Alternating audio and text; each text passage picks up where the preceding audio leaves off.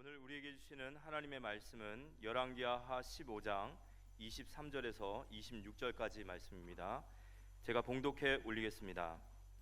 유다의 왕 아사랴 제50년에 므나헴의 아들 부가히야가 사마리아에서 이스라엘 왕이 되어 2년간 다스리며 여호와께서 보시기에 악을 행하여 이스라엘로 범죄하게 한 느밧의 아들 여로보암의 죄에서 떠나지 아니한지라.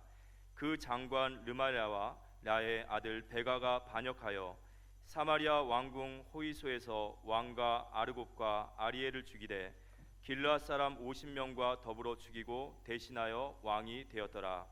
부가히야의 남은 사적과 그가 행한 모든 일은 이스라엘의 왕 역대 지략에 기록되니라. 옆에 사람 인사하세요. 주의 사랑을 사랑합니다. 당신은 예수님이 대신 죽어주실 만큼 소중한 사람입니다. 오늘 일성으로 함께 예배하는 우리 모든 지교회에 하나님의 큰 위로와 축복이 있게 되기를 주의 이름 축원합니다. 1960년도에 서울대학교 법대 다니다가 노래자랑 대회에 나가서 입상하고 난 뒤에 가수로 데뷔한 사람 있죠. 고 최희준이라고 하는 가수인데요. 이분이 60년도에 노래를 불러서 크게 히트한 노래가 하숙생이라는 노래가 있습니다. 연세 드신 분 다 아실 거예요. 인생은 나그네 길 어디서 왔다가 어디로 가는가. 구름이 흘러가듯 떠돌다 가는 길에 정일랑 두지 말자, 미련일랑 두지 말자. 인생은 나그네 길 구름이 흘러가듯 정처 없이 흘러서 간다. 2절에 보면 인생은 벌거숭이 빈손으로 왔다가 빈손으로 가는 거, 강물이 흘러가듯 뭐 이런 내용이에요. 큰 히트를 했었는데요. 이분이 안양에서 국회의원도 지나고 그러다가 고인이 되셨죠. 이 노래의 가사말처럼 수많은 사람들이 인생이 어디서 와서 어디로 가지? 인생이 어디서 와서 어디로 가는 건지 노래한 거거든요. 지금부터 2500여 년 전에 지금 네팔이라고 하는 마야 왕국의 황제의 아들로 태어나서 황제 자리에 올랐던 시다르타라고 하는 사람이 있었는데요. 사람이 왜 태어나고 왜 늙고 병들고 죽느냐, 이분이 그 고민에 빠져가지고 보리스나무 밑에서 6년 동안 고민하다가 깨우쳤다는 것이 불경이죠. 인간의 모든 문제는 욕망에서 오는 거구나. 그 욕망을 버려야 된다. 그걸 보고 불교에서는 해탈이라고 얘기합니다.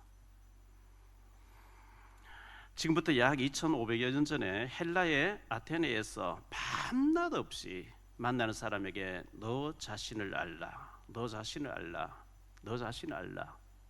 소크라테스라는 사람이 그 말하다가 죽었습니다. 중국의 춘추 전국 시대, 지금부터 약 2800여 년 전에 손무라고 하는 사람이요, 손자 손빈과 함께 3대에 걸쳐 쓴 책이 손자병법이란 책이죠. 지피지기면 백전불태라, 적을 알고 나를 알면 위태로울 것이 없다, 이런 얘기를 했습니다. 2500여 년 전에 중국의 공자도 아침에 도를 깨우치면 저녁에 죽어도 좋다, 난 도를 찾는 사람이다. 2200여 년 전에 중국의 진시황은 불로초를 구해와라, 늙지 않는 약을 구해와. 그런 게 있습니까? 죽으면서 너무 그 황제 자리 아까워가지고 자기의 모든 부귀 영광을 다 가지고 같이 묻어달라. 저는 그 시안에 가서 진시황릉을 봤는데요. 그 당시에 이 진시황이 누리던 모든 말들도 같이 묻었고 그 병사들도 같이 이렇게 묻어가지고 그 발굴해내는데 끝없이 지금 땅 속에서 있는 용마병들을 이렇게 찾아내는 것을 볼 수가 있었습니다. 수많은 철학자와 수많은 사상가, 수많은 사람들이 왜 사람이 어디서 와서 왜 살다 어디로 가느냐, 이것을 질문하는 것입니다. 하버드에서 학예사까지 그 책을 쓴 현각 스님도 왜 인간이 태어나서 많은 문제로 고뇌하다가 죽어서 이렇게 어디로 가느냐 이래가지고 스님이 되신 분이 계시죠. 성경 알고 하나님 알면 간단하게 해결되는 것을, 성경이 다 나와 있는데 성경은 싫다, 하나님 싫다, 하나님 없다, 굳이 이래놓고 계속 퀘스천 마크 질문하는 거예요. 인간이 어디서 왔지? 왜 고뇌하지? 왜 번민하지? 죽어서 어디로 갈까? 그게 철학입니다. 저와 여러분은 그 어마어마한 지식인들이 알지 못하는 하나님을 알게 됐고, 예수 그리스도를 믿고 영생을 얻었고, 우리가 이 땅에 살지만 하나님 나라를 위해 살고 이 땅 떠나면 영원한 천국 가는 축복받은 축복의 사람인 줄 믿습니다. 탈북민 김장 나눔 행사를 했는데요, 동참해 주신 분들 너무나 감사를 드리고, 제가 연락도 안 했는데 제 설교를 어떻게 듣고 보은 임마누엘 교회에서 전 성도가 이렇게 동참해서 200만 원 보내주셔서 우리가 합해가지고 탈북민 200여 가정에 우리가 김장을 이렇게 전달했습니다. 예를 들어서 대구에 있는 우리 교회에서 보내드렸던 박미래 전도사님 같은 마가다락방 교회 계시는데요, 그 대구 지역에 있는 탈북민들이 김장을 갖다 주면서 이렇게 소통하는데, 들어와서 말씀 운동 해달라는 많은 연결의 문이 열리게 됐다, 이런 고맙다고 이렇게 보내왔습니다. 김장을 전달해 주면서 소통이 되어지고 그분들이 마음이 열려서 또 문이 열려지는, 보이지 않는 우리 김장 나눔 동참했는데 그게 전도의 문이 열려지는 축복이 되어지는 겁니다. 원래 내년에는 더 많이 준비해서 더 많이 우리가 전달할 수 있게 되기를 바라고요. 김장 나눔 행사에 유정복 전 시장님이 또 동참해 주셔서 참 감사해 드렸습니다. 모든 분들께 감사를 드립니다. 오늘 이제 조금 전에 우리 발표에서 김남은 장로님 말씀했습니다. 주일학교를 이제 초등부를 졸업하고 중등부로 올라가는 이 아이들에게 유대인들은 성인식이라 해서 거대하게 행사를 하는데, 우리 기도의 후원자가 되어진 밑에 후견인들, 그리고 오늘 메리츠 증권 존리 대표님이 오셔서 특강해 주시고 할 텐데요, 이 후견인들이 한 얼마를 애들 앞으로 펀드를 넣어주고 평생 기도 후원 될 거예요. 이 아이들이 평생 후견인을 잊지 못할 거예요. 왜냐하면 내 생애 처음으로 내 이름으로 펀드를 개설해 주고 나를 위해서 평생 기도해 주니까. 그러면서 아이들이 거기다가 이제 용돈 쓸 걸 안 쓰고 자꾸 넣어서 경제가 뭔지, 왜 헌금해야 되는지, 왜 축복받아야 되는지, 왜 경제를 알아야 되는지 평생 잊을 수 없는 축복이 될 거예요. 어제 신문에 매일경제 났는데 일면에 났습니다. 주주친한 메리츠 3형제가 죽고 날았다, 이렇게 나왔는데요, 메리츠 금융지주, 메리츠 화재, 메리츠 증권, 여기 대표로 계신 존 리라고 하시는 분이 오늘 오셔서 경제에 대해서 얘기해 줄 것인데 굉장히 중요하죠. 유대인들은 경제를 알기 때문에 세계 경제를 다 장악했어요. 우리는 복음을 아는데 경제를 몰라. 그래서 늘 가난한 거예요. 그래서 우리가 예배도 잘 드리고 복음까지 알았는데, 정말 우리가 전도와 선교, 세계복음화 때문에 경제를 알아야 되는, 그래서 특강을 들으시고 큰 축복 받게 되시기를 주의 이름으로 축원합니다. 오늘 그래서 시간이 좀 바쁘기 때문에 공동회의는 다음 주로 미루고 오늘 큰 은혜 받는 시간 됐으면 좋겠습니다. 일제 강점기에 충남 예산에서 꽃처럼 예쁜 처녀가 있었습니다. 17살 때 시집을 가서 2년 만에 갑자기 남편이 죽는 거예요. 19세에 이 과부가 됩니다. 동네 사람들은 그녀를 볼 때마다 불쌍하다, 나이가 너무 아깝다 하면서 위로를 해줍니다. 19세의 과부가 울기도 참 많이 울었다고 합니다. 어느 날 그녀는 거울을 보면서 자신의 머리카락을 다 잘라버리고 결단을 하게 됩니다. 젊은 과부가 동네 어른들로부터 동정받는 것도 부담스럽기도 하고 자신의 기구한 운명을 헤쳐나갈 생각을 곰곰이 생각하게 됩니다.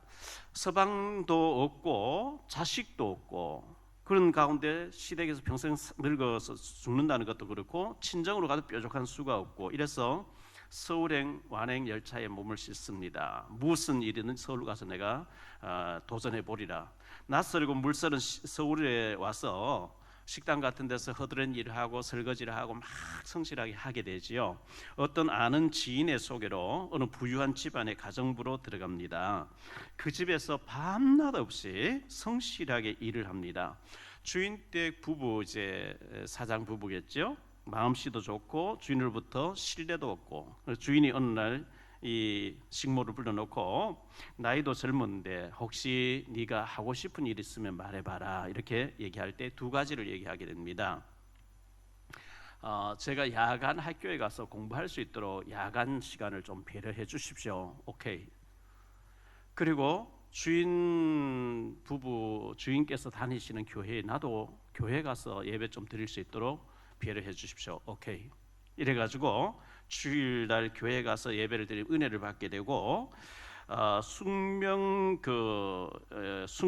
여학교 야간부에 입학해서 성실히 공부하게 되죠. 그래서 3년 동안 다니고 최우수 학생으로 장학생으로 졸업하게 됩니다. 1913년도에 22세 때에 숙명고등학교 여학교를 졸업하게 되고요. 1917년 그녀가 26세 됐을 때에 숙명여고에서 추천하고 학비를 대줘서 일본 유학을 가게 됩니다. 워낙 성실하니까 이제 추천받은 거죠. 일본 도쿄 여자사범대학에서 열심히 공부해서 공부를 마치고 배를 타고 부산항에 들어오게 되는데요. 그때 신문에 났다 그래요. 예산의 젊은 과부가 멋쟁이가 돼서 일본에서 귀국하였다 이렇게 신문이 났다 그럽니다. 1921년 귀국했을 때 그의 나이가 30살이었다고 합니다. 그는 모교인 숙명여고의 교사로 근무하게 되면서 당시는 조선 총독부 총독부에서 장학하고 있었으니까요. 장학서로 임명받아서 일하다가 1945년도에 해방과 더불어 숙명여고는 숙명 전문대학교로 이제 승격하게 되고 학장으로 취임하게 됩니다. 10년 후인 1955년도에 숙명여자전문대학은 이제 대학으로 승격하게 되면서 초대 총장으로 취임하게 됩니다.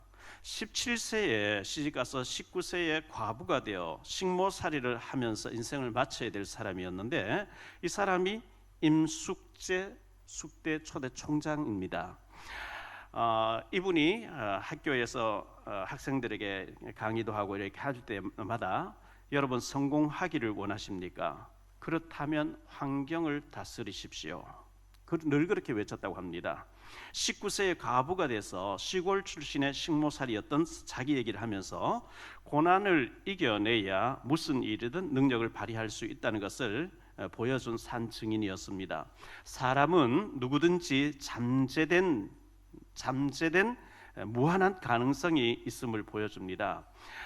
사람 자기 환경에 처해 있는데 주어진 조건에서 몸부림치고 있죠. 잠재된 90% 이상의 잠재 능력이 있단 말이죠. 그런데 그걸 볼 줄 모르고 그냥 내 환경에서 지금 이 환경을 벗어날 수 없다고 포기를 많이 합니다. 임숙재 총장 19세의 과부가 되지 않았더라면 그는 아마 시골 아줌마로 농사짓다가 인생을 마쳤을 거예요. 그에게 분명히 남편이 죽은 것은 큰 위기입니다. 그리고 서울로 와서 낯선 곳에서 식모살이 하는 것 위기였습니다. 그러나 거기에 주저앉지 않고 공부를 하고 하나님께 기도하고 예배드리는데 대학교 총장님이 되신 거예요. 그래서 1961년도에 71세의 향년으로 천국 가셨다고 이렇게 기록되어 있는데요. 우리가 살아가면서 분명히 임숙재 이분에게 큰 위기가 닥쳤는데 거기서 포기하지 않고 그걸 기회로 만든 거예요.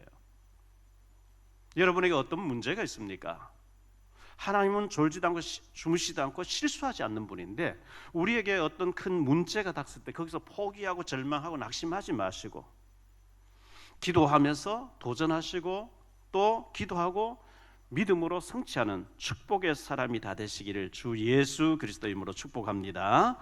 오늘 말씀을 가지고 세 가지로 말씀드리려고 합니다. 첫째, 우리는 최고의 축복을 받은 자입니다. 인생의 근본 문제가 무엇이냐?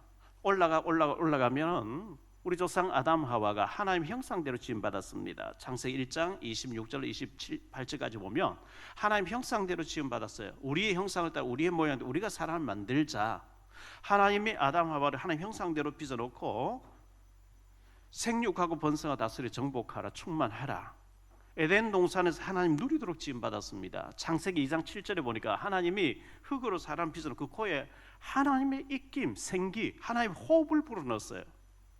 육신은 부모를 통해서 왔지만 우리 영혼은 하나님과 소통하고 하나님 누리도록 그렇게 지음받은 거예요. 하나님의 형상이란 말은 하나님하고 소통해야 된단 말이죠. 짐승은 하나님의 형상이 아니에요.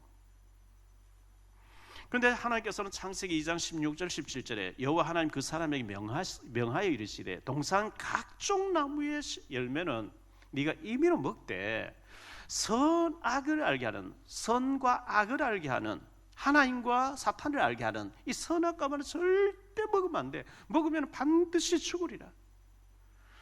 자, 이 선악과를 먹기 전에는 에덴 동산 하나님을 누리고 하나님 즐기고 했었는데요. 창세기 3장 1절로 6절에 보면 뱀이, 인간 타락한 뱀이 말을 했어요. 그 뱀이 왔는데 계시록 12장 9절에 옛뱀 속에 마귀가 그렇게 했다 그래요. 마귀가 와서 너가 선악과를 먹으면 너가 하나님처럼 되는 거야. 먹어. 안 먹어야 되는데 뱀의 유혹을 받고 마귀 유혹을 받고 아담 하와가 선악과를 따먹고 하나님 떠납니다. 쫓겨납니다. 그때부터 인간에게는 고통과 저주와 땅에서는 엉겅퀴고 가시, 그걸 불신자들 운명이다 사주팔자라 얘기합니다. 요한복음 8장 44절에 너희는 너희 아비 마귀에서 났다. 너희 아비 마귀, 불신자 전부 마귀의 자녀예요. 귀신 섬겨야 돼요. 운명 사주팔자라 그래요. 에베소 2장 1절로 3절에 보면 그는 허물과 죄로 죽었던 너희를 살리셨도다. 불신자 다 죽은 상태에 있어요. 그때에 너희는 그 가운데서 행하여 이 세상 풍조를 따라, 이 풍조가 운명 사주팔자 미신 이런 거거든요. 풍조를 따라요. 공중의 권세 잡은 자를 따르고 있습니다. 그들은 공중의 권세 잡은 마귀가 있는 줄 몰라요. 곧 지금 불순종의 아들들 가운데 역사하는 악한 영이라. 전에는 우리도 다 그 가운데서 우리 육체의 욕심을 따라 지내며 육체와 마음에 원하는 것을 하여 다른 이들과 같이 본질상 진노의 자여이었더니 귀신 많이 섬기고 우상 숭배하는데요, 진노를 쌓아놔요. 그 진노를 자녀들이 당하는 거예요. 후손들이 당하는 거예요. 그렇게 살다가 누가복음 16장 19절에서 31절에 보면 부자와 나사로 얘기 가운데요, 부자는 하나님 없이 잘 사는데 날마다 연락하고 즐기고 먹고 마시다가 죽어서 영원한 지옥 가버리죠. 지옥 가서 불에 빠져가지고 유황불에 빠져서 후회합니다. 아버지 아브라함이여 나사로를 보내서 내 형제 5명인데 예수 믿고 이 지옥에 오지 않게 해달라 후회합니다. 갈로안의 두 번째로 여자의 후손으로 오신 그리스도죠. 인간이 범죄하자마자 창세기 3장 15절에 하나님께서는 여자의 후손이 와서 뱀의 머리를 깨뜨릴 것이라.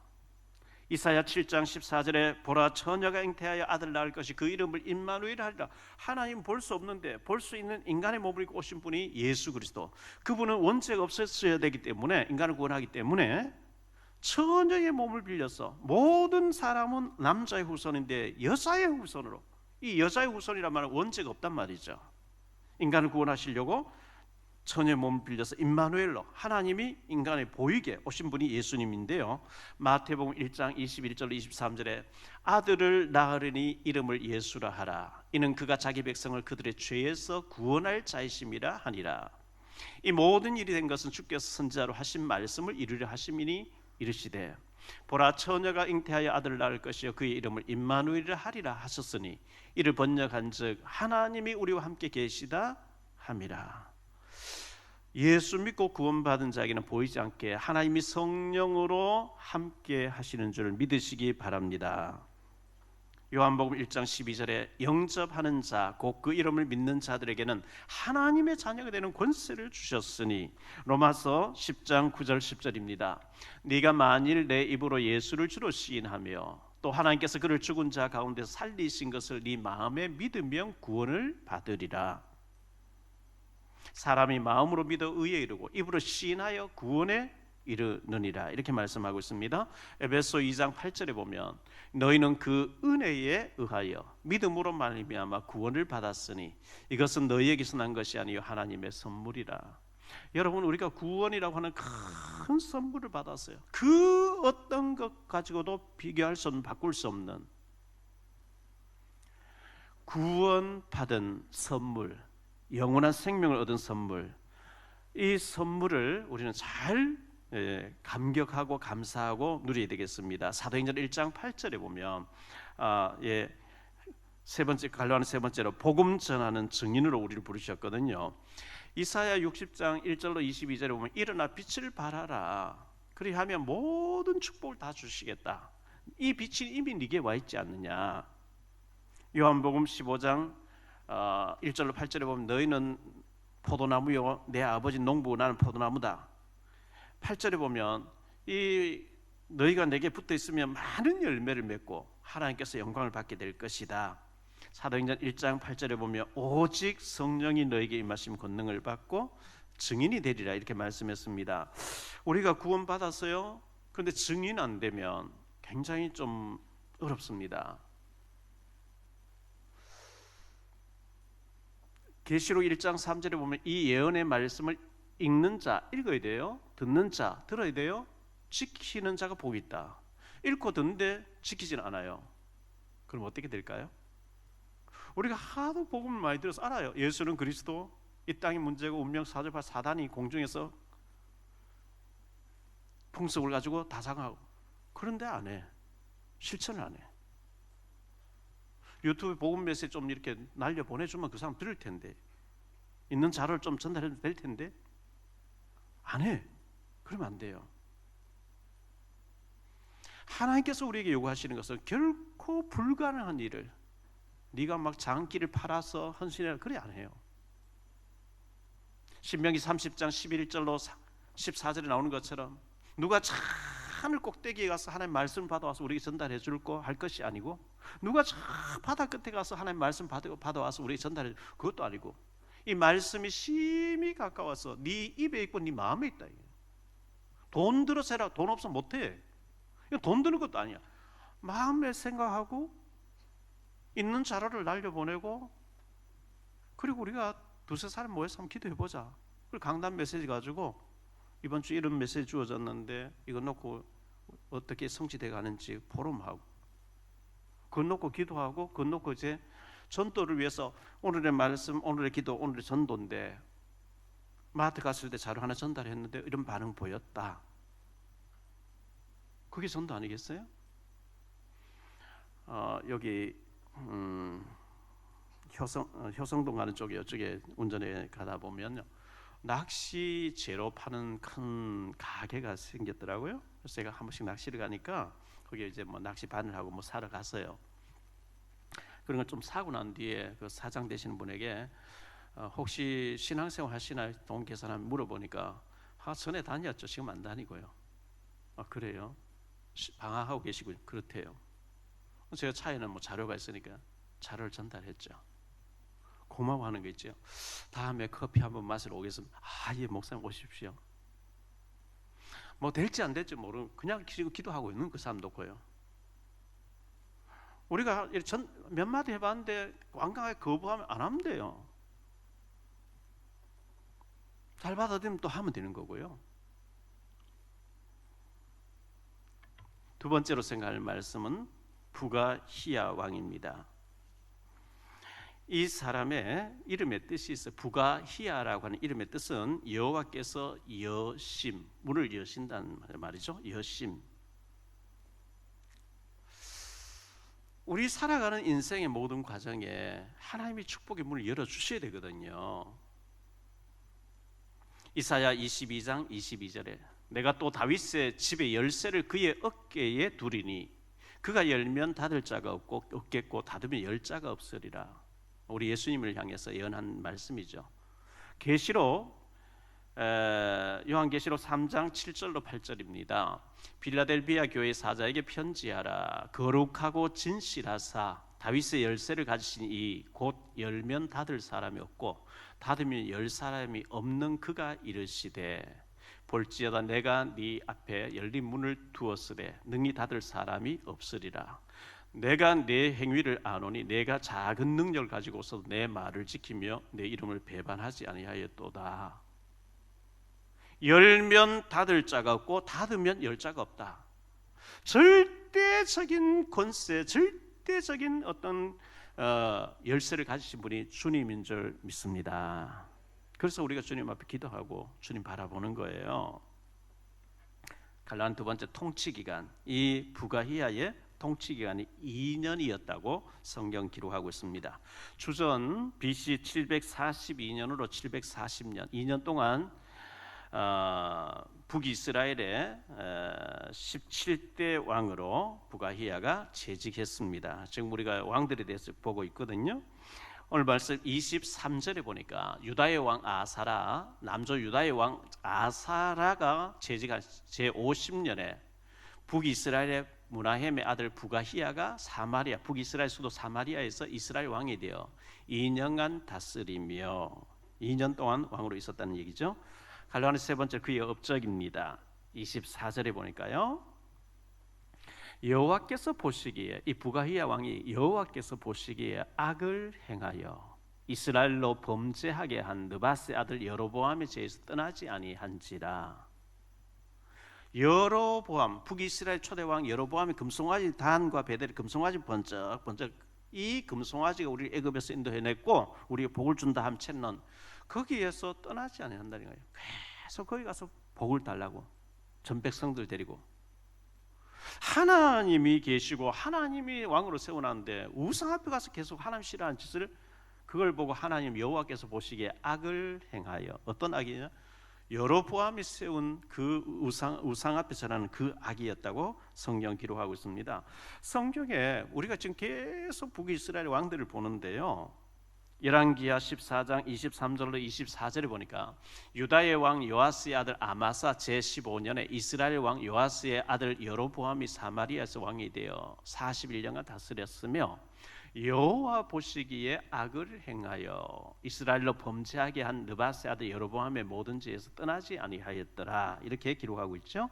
열왕기하 15장 8절로 9절에도 보면 유다의 왕 아사라의 제38년에 여로보암의 아들 스가랴가 사마리아에서 6달 동안 이스라엘 다스리며 그의 조상들의 행위대로 여호와 보시기에 악을 행하여 이스라엘로 범죄하게 한 느밧의 아들 여로보암의 죄에서 떠나지 아니한지라.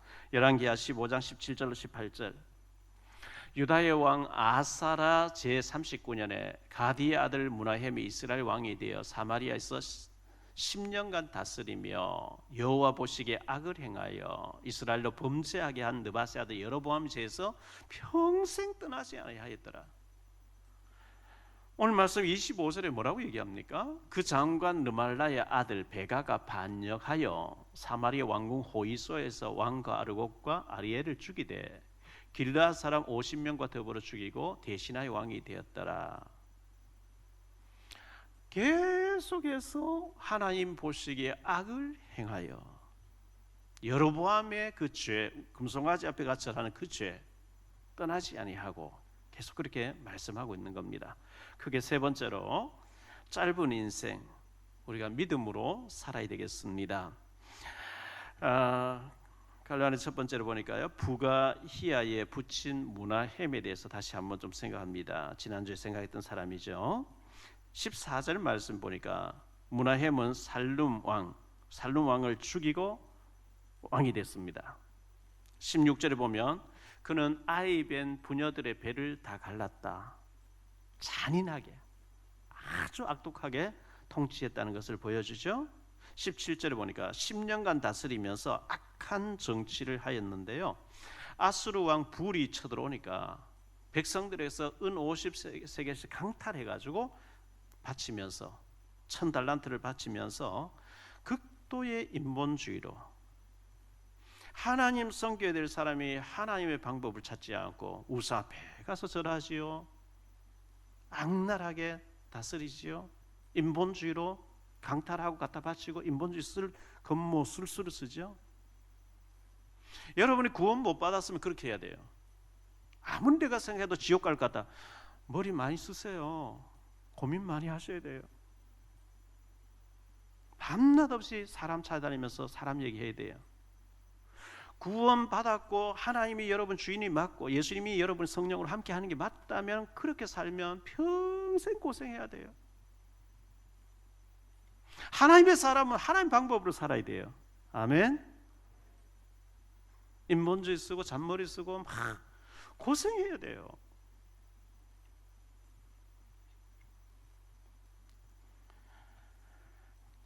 그래서 아말랴의 문하햄의 아들로 부가히야가 그의 아버지 10년간 그 포갑 정치를 하다 죽었고요. 부가히야가 17대 왕으로 통치했는데 측근에게 2년 만에 측근에게 살해당해 죽는다. 그 얘기 아니겠어요? 부가히야의 신하 장관이면 최측근입니다. 르말라야라고 하는 장관의 아들 베가가 왕의 호위소에서 왕을 죽여버린 거지. 왕을 지킨 자리에서 왕을 죽여버린 거예요.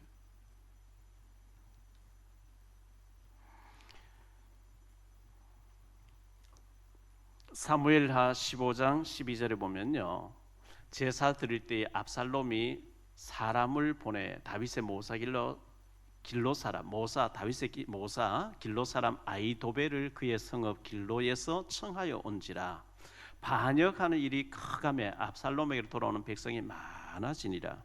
다윗에게 있어서 아히도벨이라는 전략가, 유비 옆에 아주 그 제갈공명 같은 그런 사람이거든요.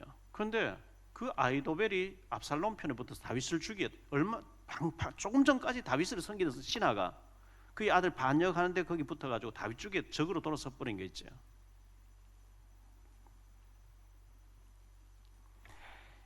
이 부가히야가 장관의 아들에게 살해당해 죽는 그런 비극이 왔습니다. 아르곡과 아리에게를 죽였다. 측근 사람들 다 죽였다는 얘기죠. 갈라니 세 번째로 여로보암의 길을 그는 평생 걸었다. 이렇게 말씀하고 있습니다. 하나님을 섬기지 않고 여로보암이 만든 금송아지를 섬기면서 우상 숭배하니까 하나님께서 그렇게 인생이 끝나도록 왕이 되고 2년 만에 죽도록 만들었습니다. 만약에 이 부가히야가 하나님을 경외하고 하나님 잘 섬겼더라면 이런 일을 당하도록 하나님께서 내버려 두지 않았겠죠. 요즘 데이트 폭력 이런 얘기 참 많이 듣죠. 남자가 자매하고 교제를 몇 달 하다가 여자가 이 사람 문제 있구나 하고 안 만나주니까 가서 다 죽여버린 거예요. 그럼 진생은 끝나는 거예요. 그런데 색을 걸면 안 돼요. 하나님이 더 좋은 사람 주려고 하면 헤어져야 되잖아요. 싫어지도록 마음을 만들어줘야 되잖아요. 하나님 아니다 하면 아닌 걸로 알고 새롭게 갱신하고 이렇게 해야지. 거기에 얽매여가 찾아가서 스토킹하고, 절대 그거는 자기 파괴입니다. 타인 파괴, 자기 파괴.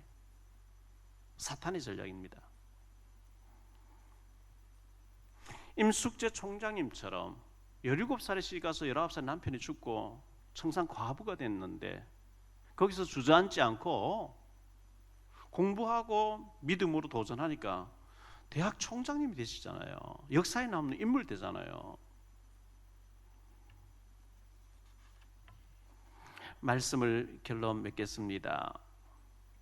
첫째, 하나님을 경외하라. 하나님 경외하십시오. 하나님이 살아계신 줄 믿습니다. 주는 그리스도시요 살아계신 하나님의 아들이십니다. 하나님이 마태복음 6장에 보면 은밀한 중에 보시고 그랬어요. 은밀한 중에 보십니다.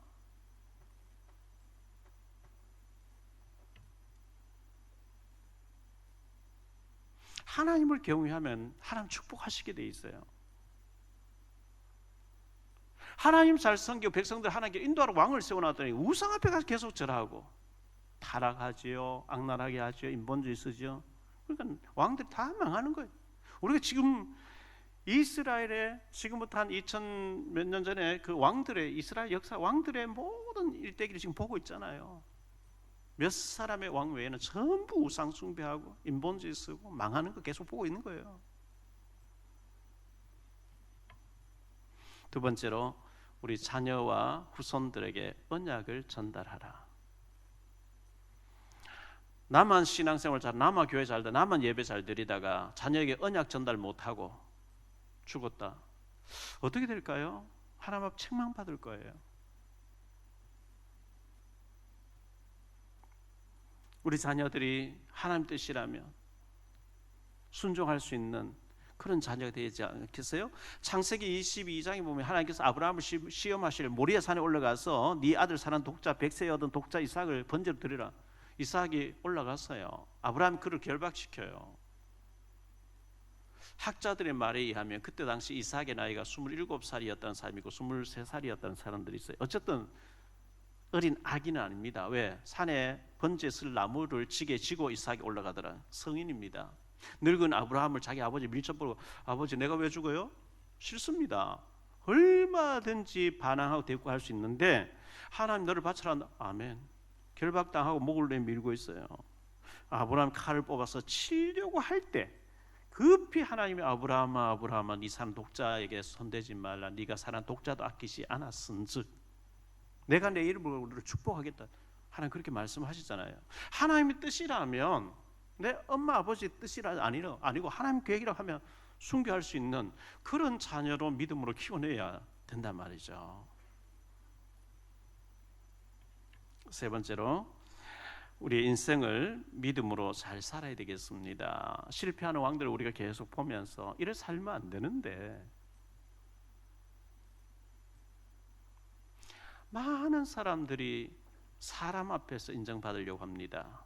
나를 주장합니다. 그게 창세기 3장 나 중심, 창세기 6장 육신 중심, 창세기 11장 성공 중심, 하나님 없는 성공.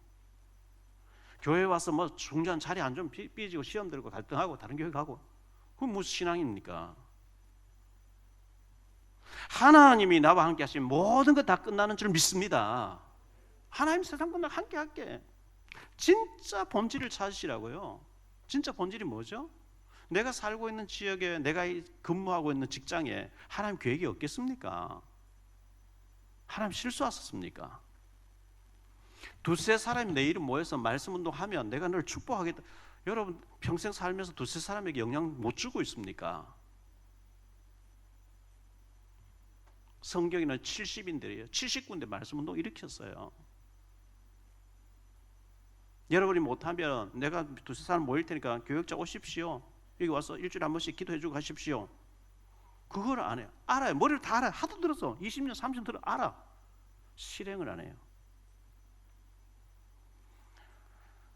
우리가 연말을 보내면서 또 새해를 맞이하면서 누가복음 10장에 나오는 70인처럼 중직자들처럼 사도가 아닌데 사도처럼 멋지게 쓰임받는 하나님의 사람들 다 되시기를 주의 이름으로 축원합니다.